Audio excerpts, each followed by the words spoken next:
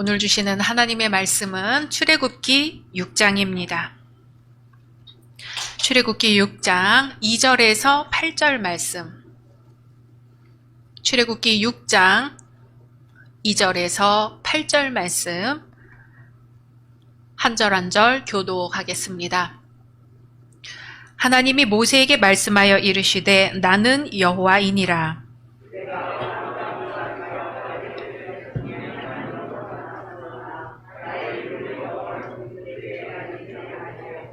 가나안 땅 곧 그들이 거류하는 땅을 그들에게 주기로 그들과 언약하였더니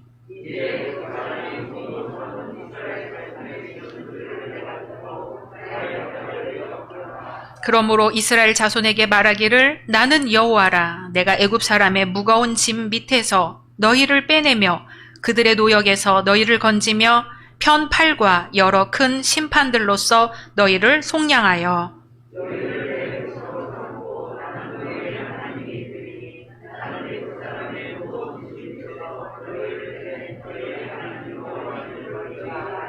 같이 내가 아브라함과 이삭과 야곱에게 주기로 맹세한 땅으로 너희를 인도하고 그 땅을 너희에게 주어 기업을 삼게 하리라. 나는 여호와라 하셨다 하라. 아멘.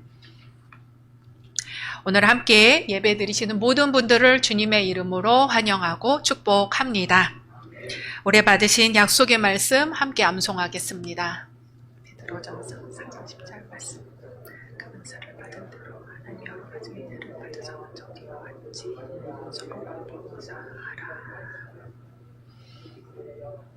말씀대로 이루어 주실 줄로 믿습니다. 올해 3.1절은 104주년입니다. 1919년 3월 1일 아직 독립이 되지 않았는데 이미 해방을 맞은 듯 대한 독립 만세를 외치던 우리 조상들을 기억해 봅니다. 독립은 다른 것에 예속하거나 의존하지 아니하는 상태입니다.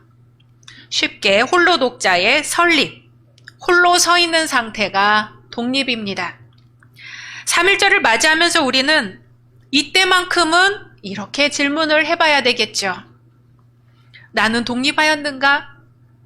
우리 가족은 독립하였는가? 우리나라는 독립하였는가?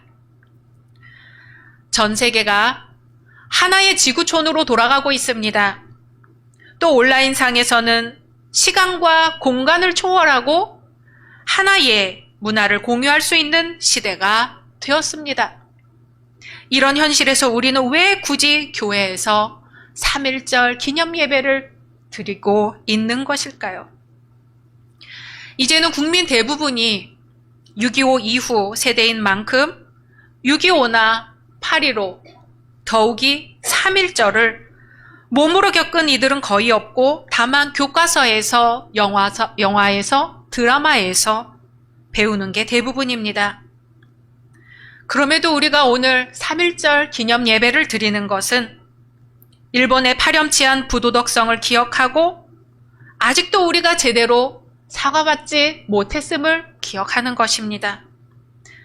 더 나아가 우리가 어떻게 자유와 독립을 쟁취하였고 이를 위해 우리 선조들이 얼마나 어려움을 겪었는가를 새삼 다짐해 보려는 것이죠. 역사는 반복된다는 말이 있습니다. 그처럼 뜻이 있는 이들은 역사를 통해 항상 새로운 교훈을 얻을 수 있습니다. 이스라엘 백성은 출애굽기를 통해 그들의 선조가 어떻게 이집트의 압제에서 벗어나 자유를 얻게 되었는가 매번 되새기고 있습니다. 현대 이스라엘은 주변 아랍 국가들과 여전히 싸우고 있습니다. 그때마다 그들은 바로 앞에 맨주먹으로 대항했던 모세의 후계자라는 자부심을 가질 것입니다. 이제는 이스라엘도 본인들의 해방뿐 아니라 다른 이들의 해방에도 관심을 가져야 할 것입니다. 하나님의 명령을 받은 모세는 바로에게 다가가 말합니다. 하나님께서 이렇게 말씀하신다. 내 백성을 보내라. 영어로 Let my people go. 이것은 다른 사람의 종을 무단으로 감금하고 있는 사람에게 진짜 주인이 나타나서 내 사람을 내놓으라 하는 요구입니다. 이스라엘이 하나님의 백성이기 때문에 이스라엘 백성을 풀어주라는 것이죠. 하지만 바로는 여호와 하나님의 실체를 인정하지 않습니다. 단번에 그런 요구를 묵살합니다. 여호와가 누구이기에 내가 이스라엘을 보내겠느냐? 해방이 쉽지가 않습니다. 바로는 이스라엘 백성이 게을러서 하나님께 제사를 드리러 간다고 한다며 벽돌을 굽는데 짚을 주지 않습니다. 하지만 벽돌 생산량은 전처럼 채우라고 하죠. 이스라엘 백성들은 벽돌도 구워야 되고 벽돌을 굽는 데 필요한 짚도 구하러 다녀야 했습니다. 그런 상황이 되다 보니 처음에는 모세와 아론을 반겼던 백성들도 이제는 항의를 합니다. 하나님이 당신들에게 벌을 내리시면 좋겠습니다. 모세만 나타나지 않았다면 이런 고통은 당하지 않았을 텐데 하는 불평이죠. 모세는 그야말로 바늘방석에 앉은 꼴이 되었습니다. 하나님 앞에 억울함을 하소연하며 기도합니다. 주님, 어찌하여 이 백성이 학대를 당하게 하십니까? 그때 주님은 말씀하십니다. 이제 내가 바로에게 하는 일을 내가 보리라. 바로는 여호와 하나님이 누구신지를 알고 난 다음에야 이스라엘을 내보내죠. 10가지 재앙을 당한 다음에야 이스라엘을 내보냅니다. 지금도 유대인들은 유월절을 지킬 때 의례적으로 어린아이가 가장에게 묻습니다. 아버지, 할아버지, 왜 이 밤이 다른 밤과 다른 건가요? 그럼 어른들은 대답합니다. 왜 이 밤이 다른 밤과 다른지 설명해 줍니다. 우리가 3.1절을 맞아 왜 3월 1일의 만세운동이 그토록 의미가 있는 것인지 되새기는 것과 같습니다. 애굽의 10번째 재앙이 내려지고 죽음이 없는 집은 하나도 없었습니다. 애굽의 큰 부르짖음 소리가 들립니다. 바로는 다시는 모세를 보지 않겠다고 했지만 할 수 없이 그 밤에 모세를 불러 너희가 말한 대로 가서 여호와를 경배하라 명합니다. 그렇게 430년간 애굽에서 노예의 신분으로 지내온 이스라엘이 드디어 해방을 맞이하게 됩니다.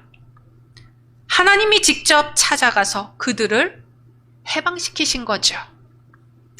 거저 주어진 것이 아니었습니다. 하나님의 대언자 모세 일행과 애굽 제국의 바로 일당의 첨예한 대결에서 승리했기 때문에 얻어진 해방이었습니다. 신분상으로는 이스라엘이 비록 노예로 살아왔지만 마지막에는 애굽 사람의 학대 멸시 천대가 아닌 은혜를 받았습니다. 온갖 보물들을 받으면서 나가게 되었어요. 하나님께서 그렇게 만드셨습니다. 종으로 팔려온 요셉도 훗날 존귀해졌고 바벨론의 포로로 붙들려갔던 다니엘도 존귀한 신분이 되었습니다.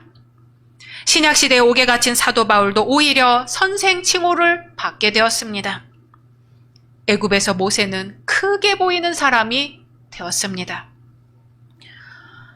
오늘날 그리스도인의 삶은 출애굽하던 이스라엘과 같이 위대하게 비추어질 부분이 얼마나 될까요? 우리는 사회인들로부터 얼마나 존중을 받고 있을까요? 하나님이 애굽과 이스라엘을 구별하셨던 것 같이 우리도 세상과 우리 자신을 구별해야 할 것입니다. 내 백성을 보내라. 모세의 절규는 인류 역사상 자유와 해방을 갈구했던 이들의 원형이라 할 수 있습니다. 출애굽 사건은 오랫동안 일제 치하에서 고통을 받던 우리 선조들에게도 큰 격려가 되는 이야기였어요. 일본 당국은 한국 교회가 출애굽 이야기를 들을 때마다 민족 정신이 고취되는 것을 막으려고 했습니다. 그래서 출애굽기를 못 읽게 합니다. 그리고 다니엘서를 못 읽게 합니다. 결국 구약성서 전부를 못 읽게 했습니다. 우리 선조들은 숨죽여 출애굽기를 읽으면서 우리도 일제의 억압에서 벗어날 수 있다는 꿈을 꾸었습니다. 희망을 갖고 기도했습니다.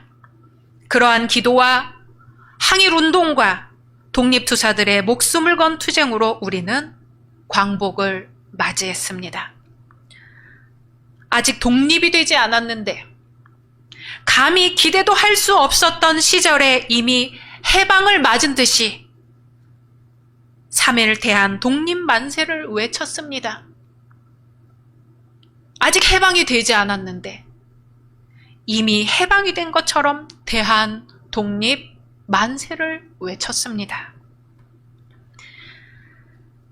인간이 살면서 겪는 해방은 3가지라고 합니다. 첫째 해방은 외부로부터 오는 박해와 압제로부터의 해방입니다. 둘째 해방은 자기 자신으로부터의 해방입니다. 셋째 해방은 결국 우리 인간의 모든 것을 빼앗아가 버리는 죽음으로부터의 해방입니다. 출애굽 사건을 통해 이 땅에서의 모든 압제와 박해로부터 해방받는 것을 꿈꿀 수 있습니다. 뿐만 아니라 나 스스로가 예속되어 있는 줄도 모르면서 예속되어 있는 그 예속으로부터 해방받는 것을 꿈꿀 수 있습니다.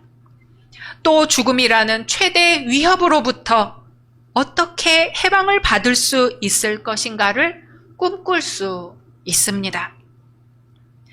그리스도인은 살아서뿐만 아니라 죽음에 이를 때도 세상 사람들과는 구별이 됩니다. 그리스도인은 죽음을 이야기할 때 흔히 잠잔다 이렇게 표현을 하죠. 그리스도인은 죽음을 보면서도 마치 그냥 잠자는 듯 여기면서 그리스도가 다시 오실 때 잠에서 깨어나듯 새하늘 새 땅의 생명에 참여할 것을 믿습니다. 그뿐만 아니라 바울 사도는 이렇게 말했어요. 빌립보서 1장 20절 말씀 같이 읽습니다. 나의 간절한 기대와 소망을 따라 아무 일에든지 부끄러워하지 아니하고 지금도 전과 같이 온전히 담대하여 살든지 죽든지 내 몸에서 그리스도가 존귀하게 되게 하려 하나니. 아멘. 살든지 죽든지 그리스도가 존귀하게 되게 하려 하나니. 내 몸에서 그리스도가 존귀하게 되게 하려 한다. 살아서 주님을 존귀하게 한다는 것은 이해가 되겠으나 놀랍게도 죽어서도 자신의 몸에서 주님을 존귀하게 할 수 있다고 합니다. 사람들은 보통 죽으면 끝이라고 합니다. 하지만 바울 사도는 절대 그렇지 않다는 거예요. 자신은 죽음의 자리에서도 주님을 영화롭게 할 수 있다고 하니 이것이 바로 그리스도인의 최고의 특징이라 할 수 있습니다. 그런데 그러한 죽음에 대해 바울 사도는 간절한 기대와 소망을 따라 라고 말하거든요. 간절한 기대와 소망으로 살아갈 뿐만 아니라 마찬가지로 간절한 기대와 소망으로 죽는다는 말씀입니다. 그냥 죽어버린다면 그것으로 끝이 되겠지요. 하지만 간절한 기대와 소망으로 죽는다면 그것으로 자신의 몸에서 주님이 존귀해질 것이라는 고백입니다. 예수님이 십자가에서 죽음을 맞으셨을 때 그 현장에 있던 로마 백부장은 이 사람은 정녕 의인이었다 고백합니다. 비통한 죽음의 자리에서 이런 증언이 나왔으니 죽음을 통해서도 주님은 존귀히 여김을 받으셨던 거죠. 우리는 모두 간절한 기대와 소망을 따라 이 세상에서 살다가 언젠가는 모두 사랑하는 가족을 떠나 주님의 품에 안길 것입니다. 몸으로는 삶과 죽음으로 나뉘지만 기대와 소망으로 우리는 믿음 안에서 더욱 하나가 될 것입니다. C.S. 루이스라는 사람은 이렇게 말해요. 우리가 천국에 가면 of course, 물론이요, 물론이요 라는 말밖에는 할 게 없다는 거예요. 지금은 이해할 수가 없지만 그때는 이해가 됩니다.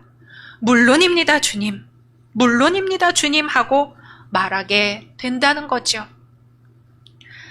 예수님은 십자가에서 다 이루었다고 하셨습니다. 다 이루었다. 무엇을 다 이루었다는 말씀인가요? 예수님이 인간의 몸을 입고 오셔서 해야 할 일을 다 마치셨다는 뜻입니다. 인간과 동일한 고통과 피곤을 느끼면서 우리의 연약함을 아셨고 제자들을 선택하여 훈련시키셨으며 마침내는 십자가에서 보혈을 흘리시며 하나님과 끊어지는 고통까지 겪으셨다는 뜻입니다. 하지만 이제는 다 끝났다는 거예요. 예수님은 이 모든 것이 끝날 때까지 결코 포기하지 않으셨다는 겁니다. 해방받고 싶으신가요? 예수님을 붙드는 것이 해방입니다. 직장이나 어떤 계획을 중도에 그만두고 싶으신가요? 포기하지 않고 다시 도전해 보세요. 부모로서 낙담하십니까? 그래도 견디며 기도해 보세요. 결혼 생활에 대화가 없어 답답하신가요? 한 번 더 시도해 보세요. 밀려오는 유혹에 견딜 수 없습니까? 하나님의 용서하심을 믿고 유혹에 대항해 보세요. 선한 일을 행하다 지쳤습니까? 이 말씀을 기억해 보세요. 너희 속에 착한 일을 시작하신 이가 그리스도 예수의 날까지 이루실 줄을 우리가 확신하노라. 아멘. 우리가 선을 행하되 낙심하지 말지니 포기하지 아니하면 때가 이름에 거두리라. 아멘. 우리 삶은 매일이 슬픔과 실망이요. 미래는 불투명하며 희망이라는 단어를 떠올리는 것조차 버거울 때가 있습니다. 하지만 기억하십시오. 십자가에서 다 이루었다고 하신 우리 주님은 아무런 상처나 피곤함이 없어 그렇게 말씀하신 게 아닙니다. 오히려 주님은 상처 입고 피투성이가 되기까지 끝까지 인간들 사랑하기를 포기하지 않으시고 하나님 앞에 다 이루었다고 하셨습니다. 우리가 믿고 의지하는 분은 바로 그런 예수님입니다. 여기 사나 죽으나 예수님의 마음으로 산 사람이 있습니다. 죄 없는 사람들이 박해를 받는 것을 보며 그들의 해방을 위해 힘썼고 모든 것이 갖춰진 평안한 미래를 거절하고 내면에 참된 해방을 얻은 사람, 그리고 죽으면서까지 기대와 소망으로 참된 해방이 무엇인지를 보여준 사람. 2차 세계대전이 한창일 무렵 독일에 보네퍼 목사님이 있었습니다. 20살에 이미 박사학위를 받을 만큼 뛰어난 신학자요, 신실한 목회자였습니다. 사람들은 너무나 아까운 보네퍼 목사에게 미국 망명을 권유했습니다. 당시 독일은 히틀러의 등장으로 나라가 굉장히 혼란스러웠던 시기였습니다. 특히 히틀러가 집권하면서 당시 독일 교회는 히틀러를 구세주라고 하며 히틀러의 정책을 추종하고 있었습니다. 미국에서 공부하던 보네퍼 목사는 미국 유니온 신학교의 교수직을 거절하고 독일로 돌아옵니다. 그리고 뜻을 같이 하는 이들과 함께 히틀러에 저항하는 교회, 고백교회를 설립합니다. 고백교회 신학교에서 학생들을 가르치며 기독교 신앙의 회복을 위해 활동했습니다. 그러다 히틀러 암살 계획에 가담합니다. 하지만 계획은 실패했고 구속된 보네퍼 목사는 종전을 한 달 앞둔 1945년 4월 9일 교수형으로 처형됩니다. 보네퍼 목사는 신학자로서도 많은 책을 남겼지만 히틀러에 저항하며 이런 말을 남겼습니다. 악을 보고도 침묵하는 것은 그 자체가 악이다. 그리고 유언으로 이런 말을 남겼습니다. 이로써 끝입니다. 하지만 나에게는 삶의 시작입니다. 죽기 전 그는 옥중에서 약혼자에게 시 한 편을 적어 보냈습니다. 제목 선한 능력으로. 지금 독일 교과서에 수록되어 있으며 찬송가로 널리 불리웁니다. 주의 선한 능력에 둘러싸여서 놀라울 만큼 보호받고 위로받으며 우리 이 시간 함께 있으면서 새로운 날을 함께 맞으려 합니다. 놀랍도록 평안한 선한 능력으로 자신 있게 미래를 기다립니다. 주께서 밤낮으로 함께 하시니 담대함으로 내일을 맞을 것입니다. 지난 일이 여전히 우리를 괴롭히며 무거운 짐이 우리를 짓누릅니다. 주여, 우리 고통받는 영혼들을 창조를 통해 구원하소서. 우리 안에 예수가 있는가? 우리는 예수를 붙들고 살고 있는가? 세상 모든 죽음의 권세를 깨뜨린 예수의 능력을 의지하고 있는가? 오늘 주님은 십자가에서 우리에게 질문을 하고 계십니다. 주님의 말씀입니다. 내 백성을 보내라. 아멘. 함께 말씀 묵상하며 기도하겠습니다.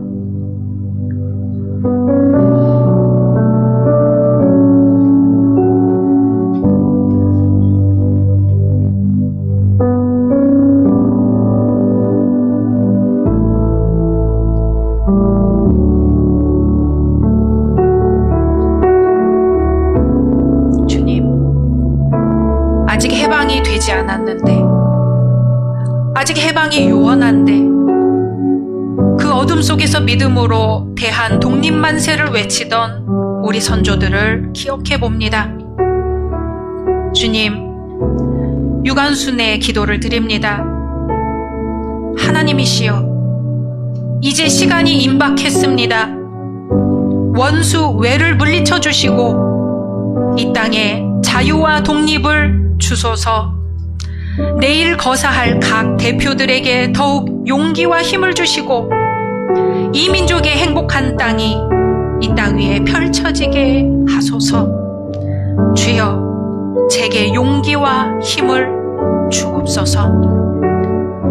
주님, 오직 믿음으로 걸어갔던 우리 믿음의 선조들처럼 오늘날 우리도 그저 믿음으로 한 걸음 더 나아가게 하옵소서.